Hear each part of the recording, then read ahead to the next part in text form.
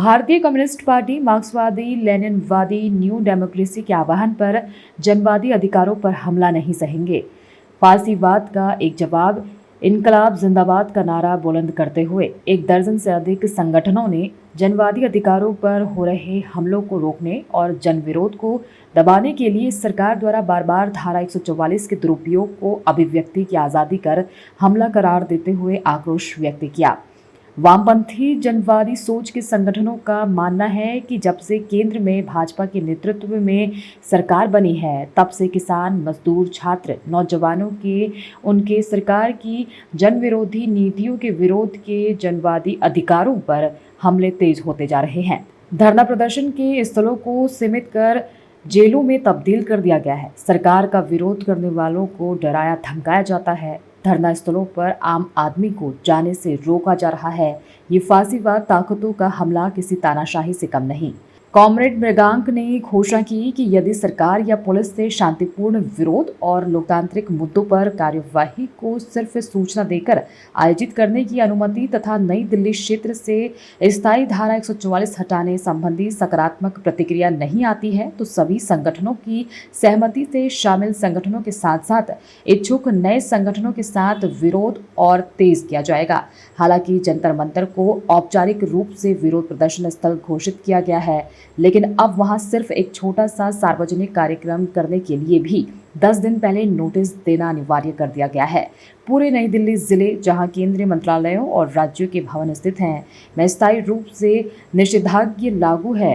अब उद्योग क्षेत्रों और कार्यस्थलों में भी शांतिपूर्ण एकत्रित होने को कठोर अनुमति व्यवस्था के तहत लाया जा रहा है और प्रायः यह अनुमति दी ही नहीं जाती।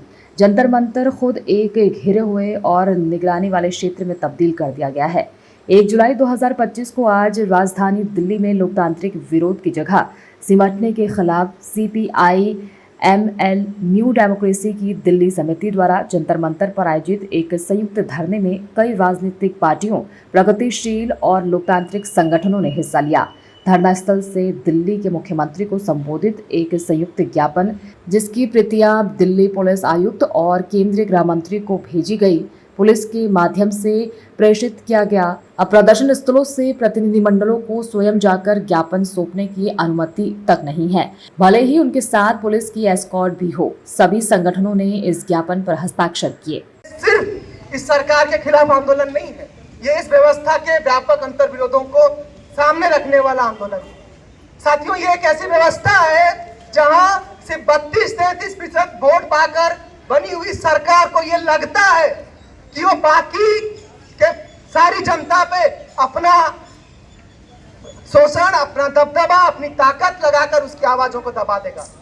हम ये बताना चाहते हैं कि सरकार की गलत नीतियों के खिलाफ आवाजें उठी हैं और आगे भी उठेंगी। जो किसान विद्रोह हुए हैं, जो किसान आंदोलन होते रहे हैं, जो मजदूरों के लंबे संघर्ष चल रहे हैं, जो छात्रों के आंदोलन चल रहे हैं, ये साफ दिखाते हैं कि सरकार की नीतियों के खिलाफ न तो हम चुप थे, न तो हम चुप रहेंगे। और हम जो जीवन जीविका जनवाद पे जो लगातार हमले हो रहे हैं, उसके खिलाफ हम संघर्ष कर रहे हैं और संघर्ष करते रहेंगे। निर्भर करते हैं। और साथियों, हमने ये लड़ाई नहीं लड़ी, ये संघर्ष नहीं किया, इसलिए अब वो जो अधिकार लिखे हुए हैं उसको भी छीन लेना चाहते हैं। ये कोई मामूली बात नहीं है कि संविधान के प्रियम्बल में सेक्युलरिज्म और सोशलिज्म की जो बात लिखी हुई है, ये अचानक हटाने की बात नहीं आई है। ये फासिस्ट मोदी सरकार जानती है कि हम लोगों ने इनको अधिकार इस्तेमाल नहीं करने दे रहे। मेरा नाम नौरीन है। ये बताइए कि जनवादी अधिकारों पर हमला को लेके आप विरोध प्रदर्शन कर रहे हैं, कौन कौन से ऐसे अधिकार हैं जनवादी जो सरकार को कुचलना चाहती है? सबसे पहले तो जब से ये सरकार सत्ता में आई है, तब से जिस तरीके से हमारे अधिकारों को कुचला जा रहा है, जैसे सबसे पहले तो आप हमारे अधिकार क्या है, यही है कि आपको कोई समस्या है, परेशानी है, तो आप सरकार से उसकी डिमांड कर सकते हैं, आप उसके खिलाफ आवाज़ उठा सकते हैं। लेकिन आज हमारी जो मूलभूत समस्या है, चाहे पानी की समस्या हो, चाहे आपके घर की समस्या हो, झुग्गी तोड़ने की समस्या हो, इन समस्याओं के खिलाफ भी आप बोलेंगे तो आपका दमन नहीं होगा। इसीलिए आज जो ये प्रदर्शन हो रहा है, लगातार जो जनवादी अधिकारों पे हमले हो रहे हैं, ऐसा नहीं है कि ये पहले नहीं होते थे, लेकिन पहले ये अपवाद होता था। और जिस तरीके से आज ये एक नॉर्म बन गया है कि कुछ भी होता है धारा 144 लगाई जाती है। पिछले 1 सालों में 6000 से ज़्यादा बार धारा 144 लगाई जा चुकी है। अब कुछ नहीं कर सकते। तो आने वाले दिनों में हम यही उम्मीद करेंगे कि मोदी जी 144 की धारा लगा देंगे कि आप सांस भी लेंगे तो लिमिटेड ही सांस ले सकते हैं। अच्छा, अभी जो है ये भाजपा आरएसएस के नेता मांग कर रहे हैं कि संविधान से धर्मनिरपेक्ष और समाजवाद शब्द हटाया जाए, क्या चाहते हैं ये? देखिए, ये जिस चीज़ को मानते हैं, जिस माफी वीर सावरकर को मानते हैं, जिस गोडसे को मानते हैं, बिल्कुल वो जैसा समाज बनाने की सोच रहे थे, जिस मनुस्मृति पे आधारित समाज बनाने की सोच रहे थे, उसी की ये डिमांड कर रहे हैं। और इसीलिए ये संविधान से धर्मनिरपेक्ष और समाजवाद जैसे शब्द को हटाने की बात कर रहे हैं। लेकिन उन्हें पता है कि इस देश की जो जनता है, आम मेहनत कश जनता है, उसके सामने उनका ये हथकंडा चलने वाला नहीं है। बिल्कुल संविधान भी हमें बहुत ज़्यादा अधिकार तो नहीं देता है, उसमें भी सीमित चीज़ें। हमें पता है कि संविधान किसकी सेवा करता है, लेकिन इन सब के बावजूद जो आज हमारे देश की हुक्मरान है, यानी कि फांसीवादी मोदी सरकार है, उसको धर्मनिरपेक्ष और समाजवाद जैसे शब्दों से जितना वो खौफ खाती है, हम उस चीज़ को समझ सकते हैं। क्योंकि ये जिस सावरकर को मानने वाले हैं, वो सावरकर एक ऐसा देश बनाने की बात करता है जहां आम मेहनत कश जनता को जाति और धर्म के नाम पे लड़ाया जा सके। और आज हम बिल्कुल देख रहे हैं कि आज हमारे देश में आज कोई भी दिक्कत होती है तो लोगों को बताया जाता है कि भाई तुम ये मत पूछो कि इतनी बेरोजगारी क्यों है, तुम ये मत पूछो कि इतनी महंगाई क्यों है।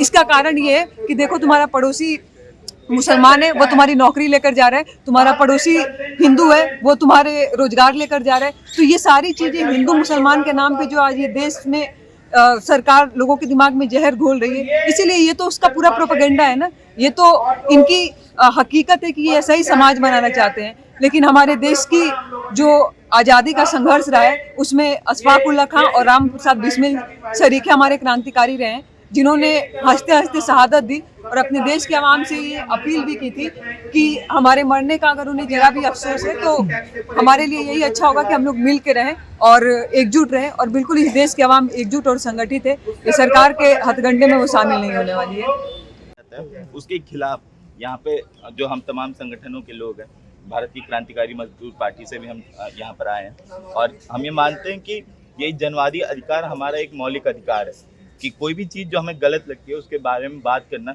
ये हमारा अधिकार है। तो इस पे दमन हमें किसी भी तरह से बर्दाश्त नहीं है। अच्छा, ये बताइए, आप ये जो प्रदर्शन आप यहाँ पे कर रहे हैं और जिस चीज़ की आप मांग कर रहे हैं, ये आपको लग रहा है कि इसी सरकार में ऐसा हुआ या पहली सरकारों में इस तरह से होता? नहीं, देखिए, पहले भी ऐसा था। ये बात नहीं है कि पहले की सरकारों में ऐसा नहीं था, लेकिन पहले ये अपवाद हुआ करते थे। मतलब कि कभी कभार इस तरह की चीज़ें जो बिल्कुल सरकार के खिलाफ होती थी और या फिर बहुत खतरनाक लगती तब होते, लेकिन आज ये एक नॉर्म बन चुका है, मतलब आम नियम बन चुका है। आए दिन यहाँ पे देखिए, दिल्ली में आप कहीं भी प्रदर्शन नहीं करते। अब मैं स्टूडेंट हूँ, मैं दिल्ली यूनिवर्सिटी में पढ़ता हूँ, वहाँ हर दिन यूनिवर्सिटी के बाहर 144 धारा लगी रहती है। अभी 23 जून को हमने इजराइल एम्बेसी के बाहर फिलिस्तीन के समर्थन में प्रोटेस्ट किया। वहाँ पर हमारे साथियों पे आज पुलिस की FIR की धाराएं लगी है कि हमने पुलिस वालों पर हमला किया। जिन साथियों को उस दिन डिटेन किया गया था, पुलिस ने पकड़ा था, उनको रात के 1 बजे छोड़ा गया था, जिसमें कम से कम 12-13 महिलाएं थी। आपने जैसे बताया कि फिलिस्तीन के आपने समर्थन में प्रदर्शन किया, आपने इजराइल के समर्थन में अगर प्रदर्शन किया होता तो शायद आपको बंद नहीं किया। बिल्कुल, क्योंकि देखो, इजराइल जो है वो हमारे हिंदुस्तान का एक तरीके से जो है अलायंस माना जाता है। लेकिन फलस्तीन के लिए भी हम लोग फलस्तीन में इजराइल जो वहाँ पे जो बच्चे मार रहा है और वो जो जेनोसाइड चल रहा है, इस चीज़ के खिलाफ भी सरकार बोलती है और सरकार जो है, भारत सरकार इस चीज़ को फलस्तीन में जो है सहायता मदद पहुँचाती है। लेकिन एक तरफ से जो है वो इजराइल का समर्थन भी करती है। और अभी जिस तरह से ईरान को जो इजराइल को जो हमला हुआ, पहले इजराइल ने किया, फिर उसके बाद ईरान ने किया, उस चीज़ को लेकर ईरान की तरफ से जो है वार्तालाप के साथ। तो मेरे कहने का मतलब ये है कि आप यहाँ पे जो ये सारी चीजें आप ये कर रहे हैं, ये सारी चीजें सरकार जो है ये चाहती है कि यहाँ पे आप सही तरीके से करें।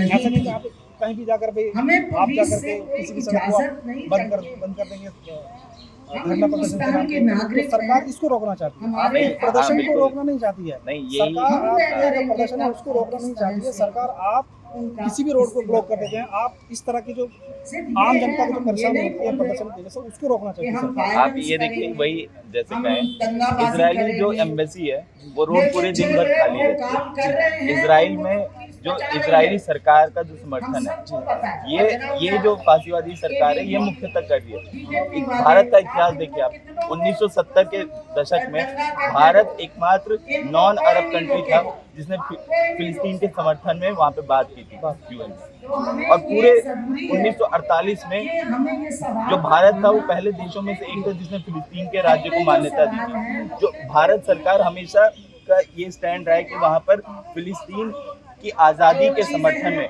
भारत सरकार ने यहाँ तक कि जो वाजपेयी है, वाजपेयी ने तक ये कहा था कि जो वहाँ पर उनकी ज़मीन है, फिलिस्तीनियों की ज़मीन है, उसको वहाँ पे इजरायलियों को खाली करनी पड़ेगी। तो ऐसा नहीं है कि जो ये स्टैंड कभी हमेशा से ही इजराइल के साथ था।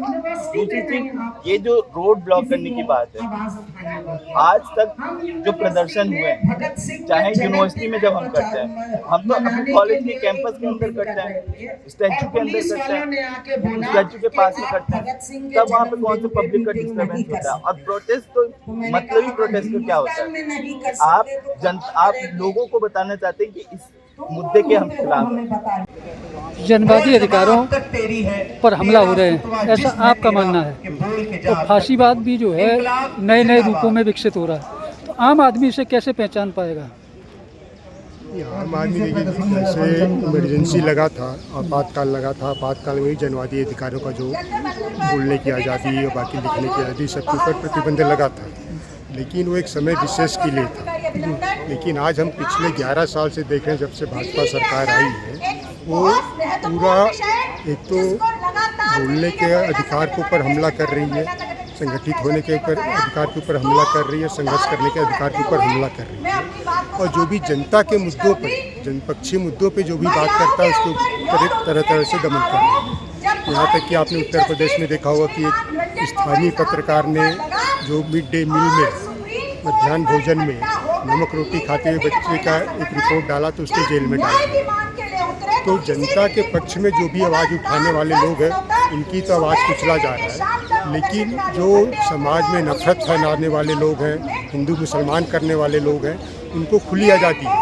तो एक तरफ जो समाज को बांटने वाली विचारधारा है, उसको खुला छूट दिया जा रहा है सरकार की तरफ से, प्रशासन की तरफ से। दूसरी तरफ जो जनता के पक्ष में बात करने वाले लोग हैं, जनता की आवाज़ उठाने वाले लोग हैं, उनकी आवाज़ को कुचला जा रहा है। तो फांसीवाद यही है कि जो जनता को एक हिस्से के खिलाफ में पूंजीपतियों की जो तानाशाही है वो कायम करने की जो कोशिश यहाँ पे हो रही है, वो फांसीवाद है। तो अभी आपने देखा है कि जिस तरीके से संविधान से धर्मनिरपेक्षता और समाजवाद सब हटाने पर चर्चा हो रही है, इस मुद्दे को आप किस दृष्टिकोण से देख रहे हैं? ये वही फांसीवादी ताकतों का जो मंसूबा है, जो नीयत है, वो उसका खुलासा होता है। वो समाजवाद से नफरत करते हैं, निजी पूंजी की हिमायत करते हैं, पूंजीवाद की हिमायत करते हैं, उसके पक्षधर हैं, इसलिए वो समाजवाद शब्द से भी नफरत करते हैं। और समाज में जो धार्मिक भाईचारा हो, सबको अपनी अभिव्यक्ति की स्वतंत्रता हो, आज़ादी की जो धार्मिक धर्म को पालन करने का आज़ादी हो, उससे वो नफरत करते हैं। इसलिए उनको धर्मनिरपेक्षता नहीं चाहिए, इसलिए उनको समाजवाद नहीं चाहिए। तो वो अपने मकसद, अपने जो उनका उद्देश्य है, उनका जो चरित्र है, उसके हिसाब से बात कर रहे हैं। अभी हमको तय करना है, जनता को तय करना है कि वो इस शोषणकारी पूंजीवादी व्यवस्था के पक्ष में या शोषण के खत्म करने वाली जो समाजवादी व्यवस्था है, उसके लिए लड़ना चाहते हैं। तो जनता का काम है। तमाम जनतांत्रिक ताकतें हैं और वामपंथी दल हैं, सब एक मंच पर क्यों नहीं आ पा रहे हैं? उनको आना होगा। बगैर आए फांसीवाद के खिलाफ तो लड़ाई अकेले होकर नहीं लड़ी जा सकती। समय की ज़रूरत है और समय की ज़रूरत के हिसाब से उनको एक मंच पे आना चाहिए और आएंगे। आज नहीं तो कल उनको आना ही होगा, इसके अलावा कोई रास्ता नहीं।